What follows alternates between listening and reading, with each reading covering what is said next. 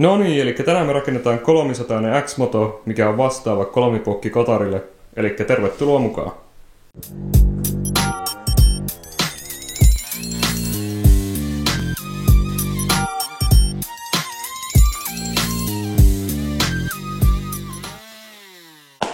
Ja ennen kuin aloitetaan, niin tämä video tehdään yhteistyössä tuontitukku.fi. Mä nykyään työskentelen siellä myös, eli mulla on vielä se yritys, mutta nyt mä teen näitä esittelyvideoita, ajovideoita ja tämmöistä, ja sitten mä oon siellä varaosamyyjänä, niin ette ihmettele, että minkä takia näin, mutta tää on siis yhteistyövideo ja tää on kasausvideo samalla, niin eikö aloiteta. Eli ensimmäinen vaihe on, että puretaan tämä laatikosta pois, mutta näitähän voi ostaa tuontitukusta suoraan myös kasauttuna, mutta siihen sisältyy sitten kasausmaksu. Eli aloitetaan tästä, purkaan tätä. Eli tämähän voidaan leikata tuosta pois vaan tuo laatikko ja sitten nähdäänkin jo heti sisällä. Ja sen jälkeen kun pahvit ollaan hävitetty tästä ympäriltä, niin ruvetaan irrottaa näitä ylimääräisiä osia, mitä on tässä kiinni. Eli tässä meillä on tämä jäähdytinneste. Tämän kanssa kannattaa olla vähän varovainen, ettei puho tätä. Sitten meiltä löytyy tämä rengas, mikä on 3 kohtaa kiinni. Tähän olisi varmasti paremmat joku oikeat pihit, mutta ja kun tämä viimeinen irrotetaan, niin kannattaa vähän varoa, että tuo rengas tippuu sitten, kun ei näe millään kiinni. Sitten meiltä löytyy tämä laatikko, missä on kaikki osat ja ohjekirjat jne. Eli tää on nippusiteillä ja teipillä kiinni parista kohtaa.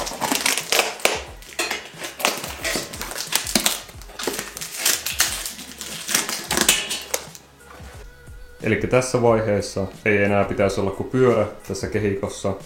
Tää on tämmöisillä raudoilla ja vahvoilla nippusiteillä vielä kiinni. Niin irrotetaan ne ekana ja ruvetaan sitten purkaan tätä kehikkoa ympäriltä. Nämä voi tosiaan siis oikoa tai sitten katkaista, että kumman paremmaksi omalle tyylille näkee.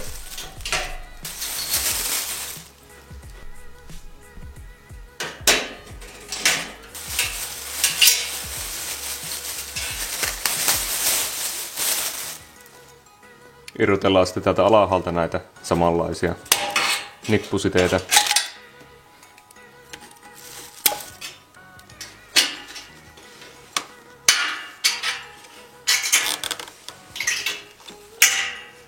Ja toiselle puolelle samalla lailla.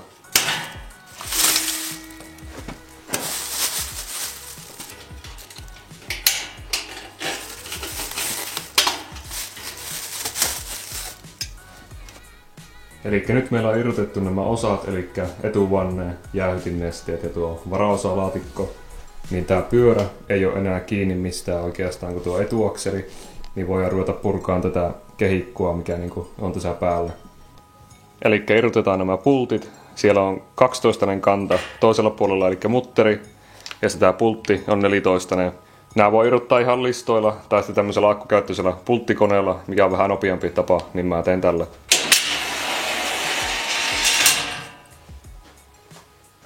Ja tää sama toistetaan näille kaikille.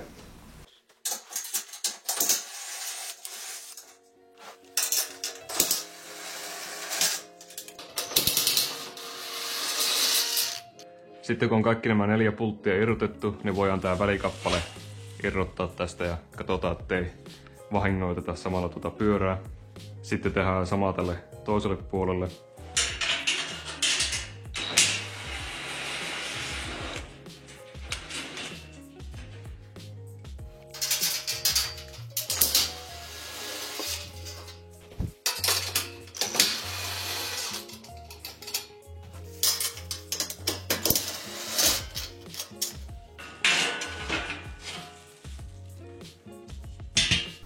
Nyt meillä on tämä keskimmäinen tuki irrotettu ja ruvetaan sen jälkeen irrottaa tätä kantta NS, mikä on tässä päällä. Se on 4 pultilla myös kiinni.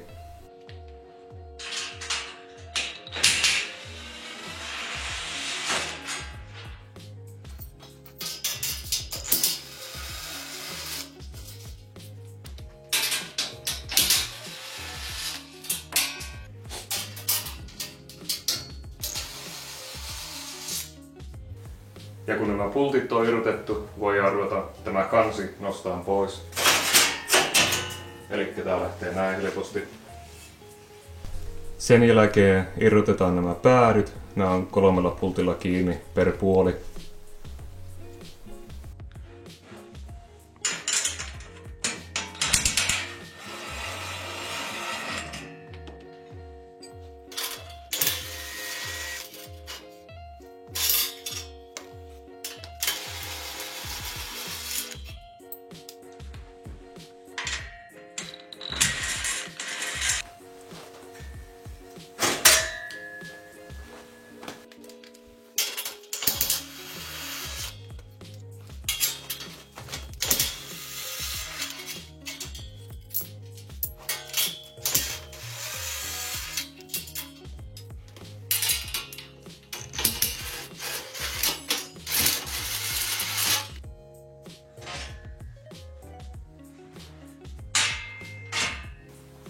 Nyt meillä on tästä kehikosta ylärunko kokonaan poistettu ja pyörä on enää kiinni tuosta etuakselista, niin voidaan ruveta irrottaa tätä suojamuovia tästä päältä.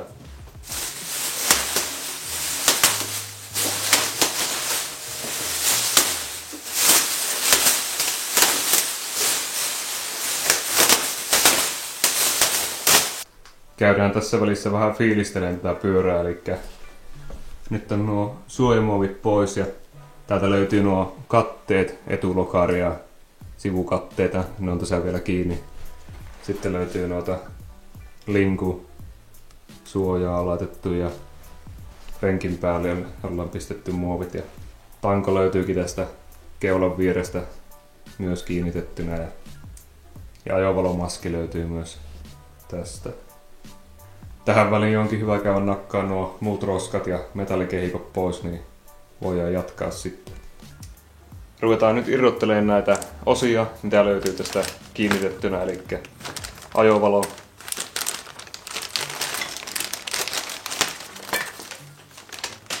Tää on sitten vielä johosta kiinni, eli täällä on liiti, se voi irrottaa siitä.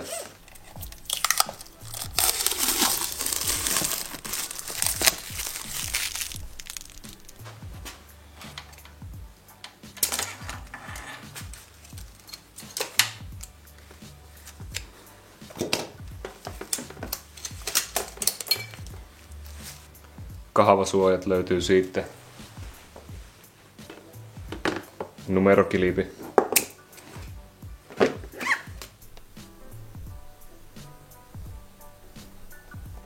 Irrotetaan tämä tanko myös, tämän parista kohtaa kiinni.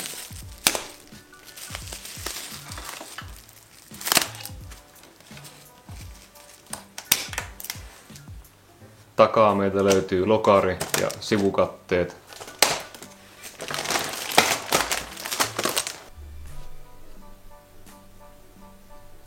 Näissähän tosiaan siis vielä nämä suojamuovit paikallaan, eli sitten kun on asennettu, niin otetaan ne pois.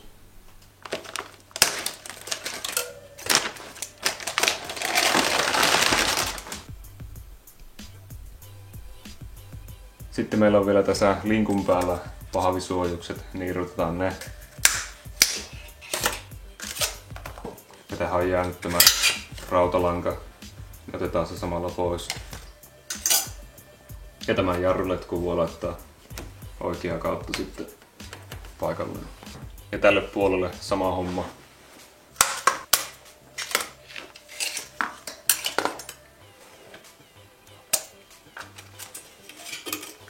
Unboxataan samalla tämä laatikon sisältö. Eli täällähän on ohjekirja. Tästä tulee siis suomenkielinen versio vielä tuonne nettisivulle, mistä se voi ladata tai lukia. Tämä on siis englannin kielellä ja sitten moottorille tulee vielä oma, minkä mä käännän, niin siitä saa tiedot. Täällä tulee mukana suuttimia, tyhjäkäyntisuutinta ja pääsuutinta, pienempää ja isoa. Ohjaustango, kannattimet, kiinnikkeet näille kahvamuoveille, ohjaustango, pehemuste, tämmönen kiristi, että voi, jos näitä vaijereita tai letkuja menee, niin saa laitettua niitä yhteen. Ja sitten tämä bensatanki huohottimen letku. Ruvetaan asentaa ohjaustankoa seuraavaksi, niin pistetään ne ohjaustangon kiinnikkeet paikalle ekana. Eli meidän pitää tämä virtalukko, koska se tulee alapultilla kiinni siitä, niin vetää täältä alhaalta välistä, eli tänne takakatottuna niin oikealle puolelle pyörää. Eli se kiinnitetään täältä alhaalta tällä läpipultilla tuohon. Tää on 13 kannalla. Pistetään tuolta läpi. Ja sitten tämä kannake tähän päälle. Ja pistetään se sitten osoittaa suoraan. Pistetään myös tämä vasemman puolen, mutta tälle puolelle ei tarvitse laittaa mitään muita kiinnikkeitä. Ja sitten tässä pystytään vähän muuttaa, että kuinka keskelle laitetaan tämä ohjaustanko. Eli nyt se ohjaustanko tulee vähän näiden T-palojen tänne puolelle. Eli se vähän siihen ajo-ergonomiaan, vai miten se sanotaan, vaikuttaa. Eli tällä pystyy laittamaan näin päin. Tai sitten voidaan laittaa, että se on keskempänä. Eli jos se tanko ei meinaa istua, niin se voi johtua siitä, että toinen näistä paloista on väärässä asennossa. Otetaan sen jälkeen tämä ohjaustanko täältä varovasti ja käännetään se näin tähän asentoon. Tässä on päällä vielä muovi, joka joudutaan poistaa.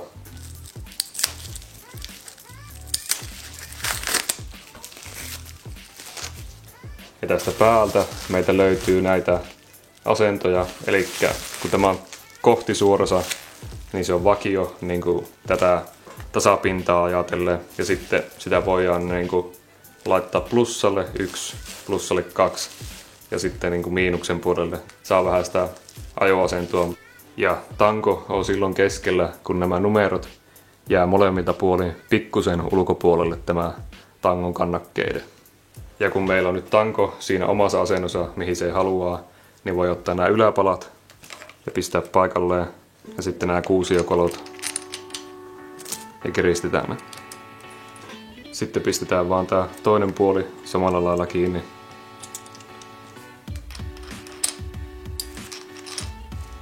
Ja koitetaan kiristää nämä niin tasaisesti, ettei jää semmoista hirveää väliä kummallekaan puolelle.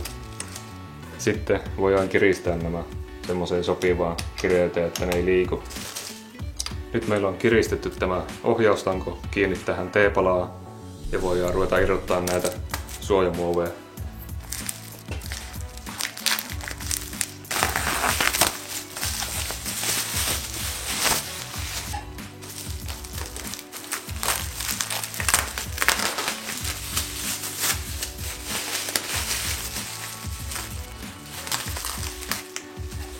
Nyt kun meillä on tangon kiinnikkeet paikallaan, niin voidaan kiristää ne alapultit vielä. Eli nämä on 13 kannalla.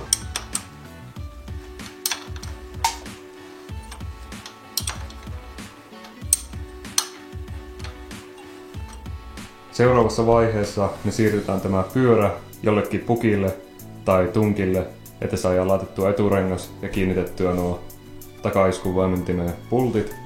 Eli se ei onnistu, kun se on tässä kehikon päällä, se on liian matala.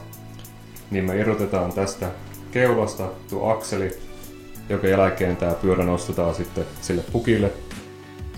Irrotetaan tämä akseli, tää on niin kaksiköisellä tämä mutteri, mutta se on yleensä aika löysällä, että se lähtee käällä irti. Sitten meidän pitää työntää tämä akseli tästä pois. Helpottaa paljon tuota akselin ulossaantia ja nostaa tätä pyörää vähän ylöspäin. Tässä on nämä akseliholkit, niitä ei kannata hukata. Ja tämä pyörän siirto siihen alustalle onnistuu kyllä yksinkin, mutta se on paljon helpompi tehdä kahdestaan, niin siinä kannattaa vähän järkeä käyttää, että miten se siihen siirretään. Ja niin kuin näkyy, nyt meillä on pyörä nostettuna ylös ja voidaan ruveta asentamaan tätä linkkusysteemiä paikoilleensa. Eli tämä linkkusysteemin asennus tapahtuu sillä tavalla, eli ekana pistetään tämä pienempi pultti, mikä menee iskuvaimentimen läpi, niin painetaan tätä pyörää alaspäin, jolloin me saadaan tämä reiä kohikkain. Ja sitten voidaan sormikiristää tämä mutteri.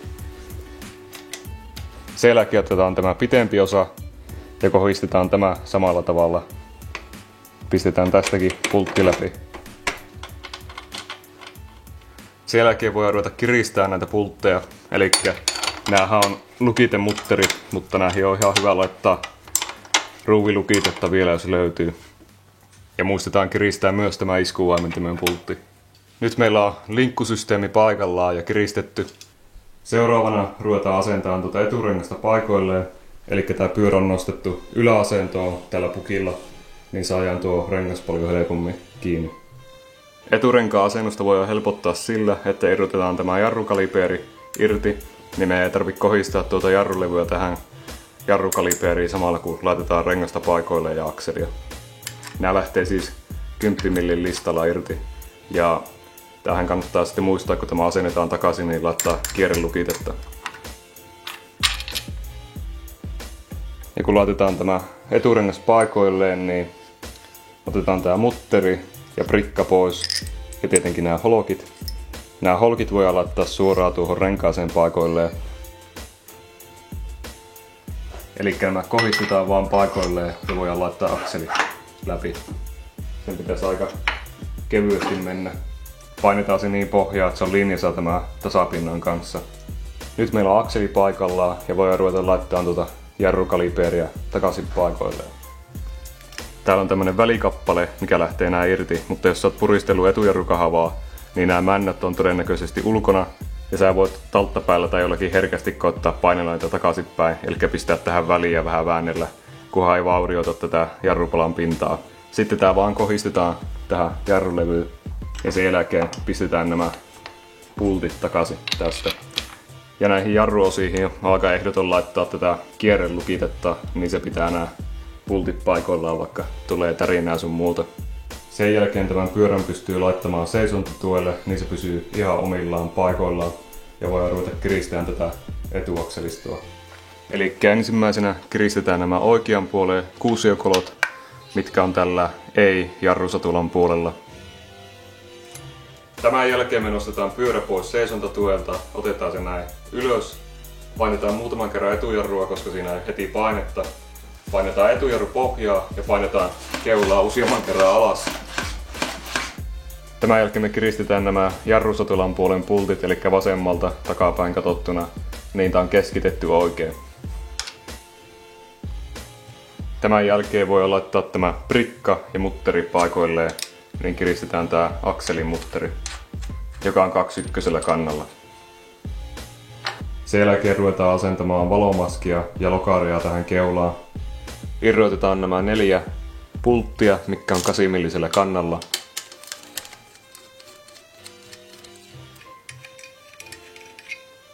Sen jälkeen viedään jarruletku vasemmalle puolelle takakatottuna ja pistetään nämä pultit näistä keskimmäisistä reiistä läpi. Ja nämä ylemmät pultit, niin näissä tulee nämä prikaat, niin pistetään ne valmiiksi.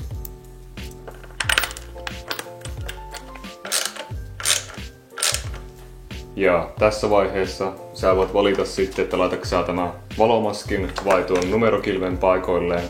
Ja koska me tehdään tää video, niin me laitetaan nyt tää valomaski.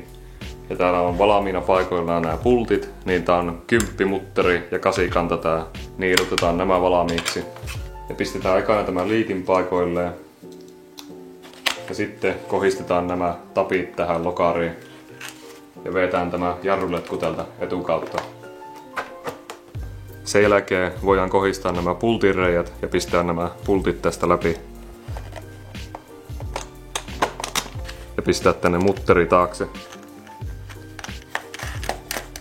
Ja tehdään samaa toiselle puolelle. Ja sitten voidaan kiristää nämä. Sitten voidaan löysyttää tämä ruuvi, mikä on täällä maskin takana vasemmalla puolella takapäin katsottuna. Voidaan irrottaa kiinnike ja laittaa tämä jarruletku oikeaa kautta paikoilleen. Ja voidaan kiristää tämä ruuvi. Ja sen jälkeen ruvetaan irrottaa penkkiä ja sen pultti löytyy täältä takalokarin alta. Ja se on tämmöisellä kuusiokololla kiinni.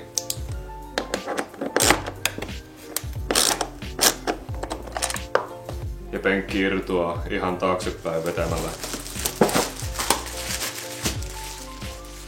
akku olisi hyvä irrottaa tässä ja laittaa laturiin siksi aikaa, kun laitellaan muita osia.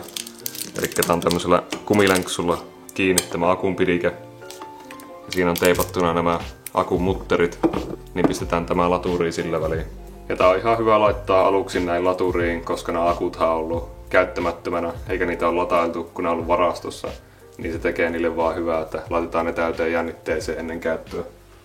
Ruvetaan selkeä asentamaan näitä sivukatteita eteen ja erotetaan nämä 4 kuusiokoloa ja yksi tämmönen normikantainen pultti tuolta eestä.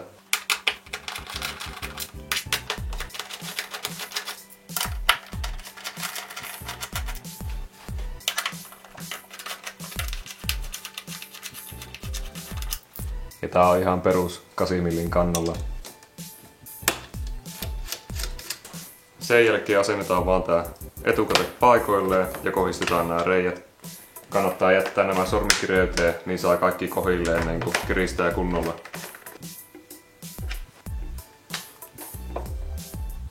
Ja nyt meillä on kaikki pultit kiristetty ja voidaan siirtyä toiselle puolelle.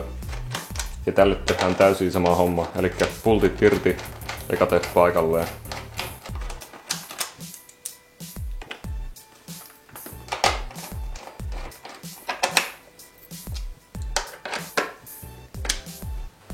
Sitten voidaan ruveta asentamaan näitä kahvasuojia, eli otetaan tämmönen kiinnikeppari ja irrotetaan tämä NS-etumainen osa siitä irti, että meille jää pelkästään tämä. Sitten voidaan laittaa tämä tuohon ohjaustangon päälle ja kiristetään tämä sormikireyteen, niin nämä muoviosat ei pääse tippumaan tästä. Sitten voidaan ottaa takaisin tämä palikka ja pistää sekin paikoilleen. Ja voidaan irrottaa tämä isompi kuusiokolo. Ja otetaan tämä kahvasuoja, eli tämä reikä tai tämmönen kolo, niin se jää tänne yläpuolelle, niin sitten tietää, että kumpi on kummalle puolelle. Voidaan laittaa takaisin tämä isompi kuusiokolo. Ja otetaan nämä kiristimet ja voidaan avata nämä ja ottaa tämä pultti pois. Ja pultti pistetään täältä kahvasuojan läpi, sitten tämä kiristiosa, sitten tämä holokki. Ja näissä tulee mukana tämä lisäholkki, eli tämmönen kumiletkun pätkä. Mä en oo yleensä näitä käyttänyt, mutta jos ei se meinaa pysyä paikoillaan, niin tämä voi laittaa tuohon päälle. Sitten tämä laitetaan tänne tangoon sisälle.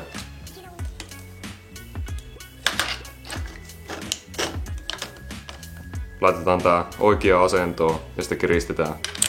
Niin se holokki isonee ja ottaa kiinni tuohon tankoon. Sitten kiristetään nämä pienemmät kuusiokolot. Ja lopuksi kiristetään tämä isoin vielä. Tää sama homma toistetaan toiselle puolelle, eli ne on ihan identiteettiset. Asennetaan sitten tangon pehmuste. Sitten on nämä nippusiteet. Nämä vetää vaan täältä läpi. Sitten tulee tää vastakappale tänne alapuolelle ja kiristetään nämä. Ja voidaan lopuksi leikata nämä ylimääräiset pätkät pois. Otetaan sitten tää huohtinletku. Toinen pää menee tähän tankin korkkiin ja toinen laitetaan tänne T-palaa emäputkeen sisälle. Ja nyt meidän älylaturi näyttää täyttä, eli tämä akku on täys, niin voidaan lyödä se takaisin tuohon pyörään kiinni.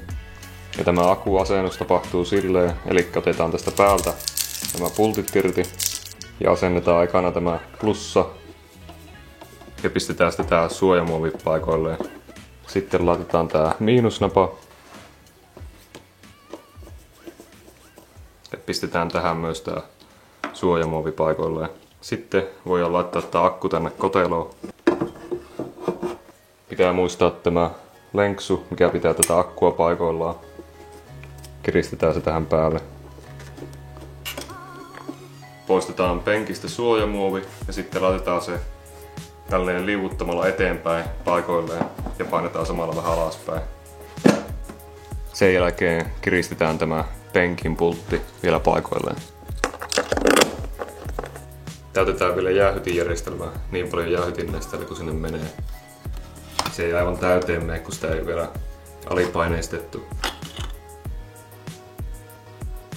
Ja sinne ei valtavasti mene tuota jäähytinnestettä ennen kuin tälle koneelle on tehty ensimmäiset käynnistykset, niin täytetään niin paljon kuin pystyy ja sitten laitetaan korkki kiinni.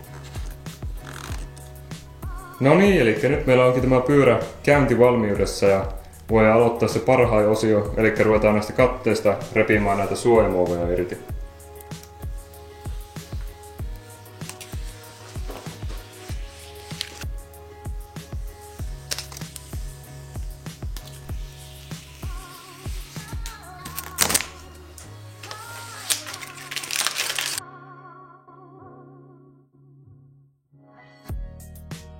Ja ensimmäisen tunnin aikana meidän pitää tehdä tälle moottorille ensihuolto, mihin kuuluu öljyjen vaihto ja suodattimen puhdistus, koska nämä moottoriöljyt, mitkä täällä on paikallaan, on tehdasöljyt ja niitä ei ole tarkoitettu pitkäaikaiskäyttöön. Eli öljynvaihtoa, niin irrotetaan aikana tämä pohjapanssari, joka on 4 pultilla kiinni, missä on 8 mm kanta.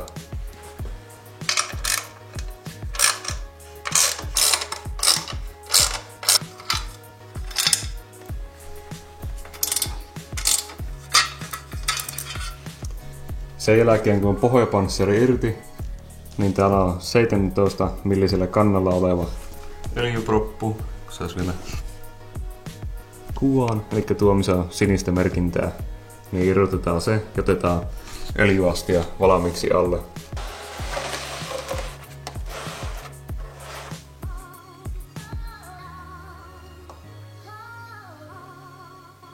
Siinä vaiheessa, kun öljyrupia näyttää siltä, että sitä ei enempää tipu, niin voi ruveta aukoon tätä öljysuodattimen kantta, mikä löytyy täältä vasemmalta puoleen lohkua alhaalta. Se on tuollaisella 2/4 kannalla, niin avataan se seuraavana.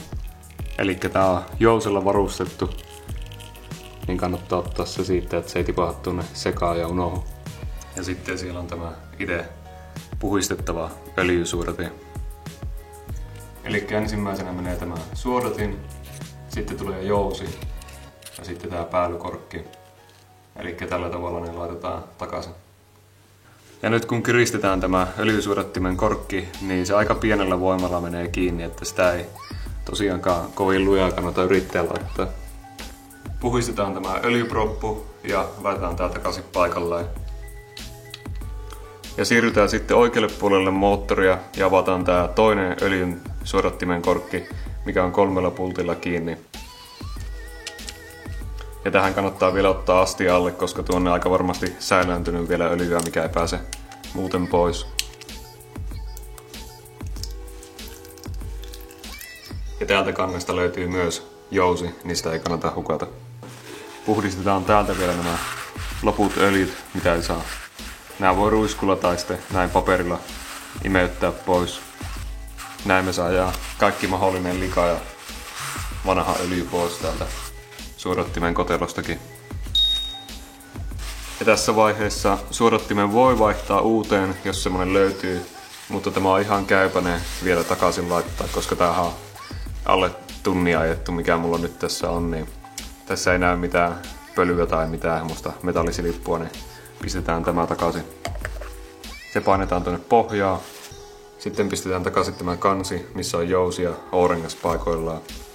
Ja tämä nuoli osoittaa taaksepäin moottoria. Ja näiden pulttien kiristämisessä kannattaa myös käyttää maalaisjärkeä, niin ei riko mitään.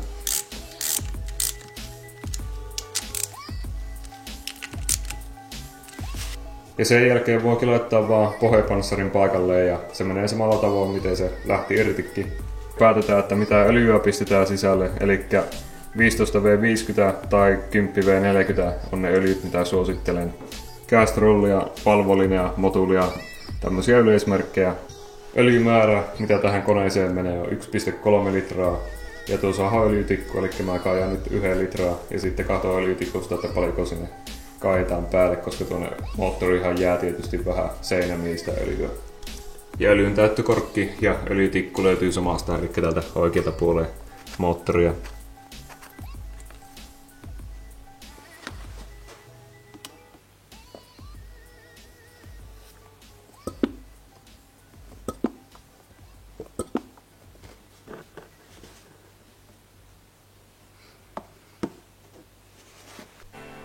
No niin, nyt se olisi vihdoin valmis, eli kiitos kaikille, ketkä katsoi tämän loppuun ja iloisia ajohetkiä kaikille, ketkä tämmöisen päättää laittaa. Ja Kysymyksiä tietenkin voi laittaa tuohon alas, jos tästä pyörästä on jotain. Tästä tulee niinku ajo- ja esittelyvideota seuraavaksi mun kanavalle, niin päästään näkemään, että minkälainen peli tää on. Aika ärhäkälle tuo moottori kuulostaa, mutta se nähdään ensi videossa. Ja tosiaan kaikki työkalut, pyörät ja mitä tässä on nyt näytetty, niin ne löytyy deskistä, eli mä linkkaan ne. Ja kiitos Tuontitukulle vielä tästä yhteistyöstä. Näitä pyöriä tullaan näkemään jatkossa vielä lisääkin täällä kanavalla. Ja Makaveli kiittää ja kuittaa. Se on moro!